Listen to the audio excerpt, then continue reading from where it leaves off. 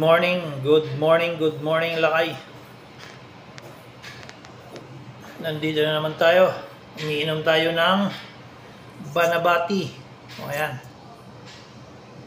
Pampaganda ng panlinis ng kidney sa pag-ihi.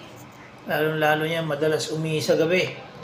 Ito, uminom lang kayo ng sambong. Tsaka Banaba. Yan lakay, madalas din ako uminom nito. Lagi akong naglalaga. Maganda pong samahan mo pa ng sambong, Banaba, yung tangkay ng tanglad tsaka malunggay. Mas maganda. Ay, alano.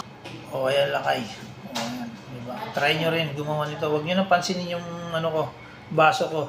Kasi Angry Bird yan eh. Bigay lang to. O ayan. Ang intindi nyo yung iniinom kong Banabat tsaka sambong. Maganda to sa katawan. I-try nyo rin. Kung gusto nyo, samahan nyo ng tanglad, luya, malunggay. Yung tangkay ng malunggay, yung green pa.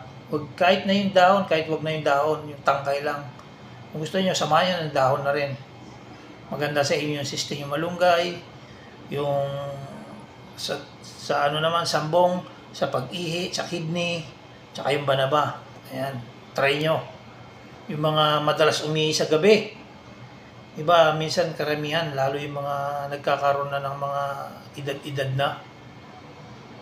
Ayun, madalas mas marami pa yung tayo nila sa pag-ihi sa gabi kaysa sa tanghali. I-try nyo ito, Banaba at sambong. Samahan nyo na rin ng bayabas kung meron kayo dyan. Dito kasi wala, kaya Banaba lang tsaka sambong. O yan. Try nyo para gumanda rin ang pag-ihi nyo at katawan nyo. Ayan lang, God bless. Inom tayo. Baka sabihin nyo, hindi mas maganda pa to kaysa yung tea na nabibili. Pakuluin nyo lang ng mga ilang minuto. Kahit sabihin mo 1 oras mapakuluan. Mas okay.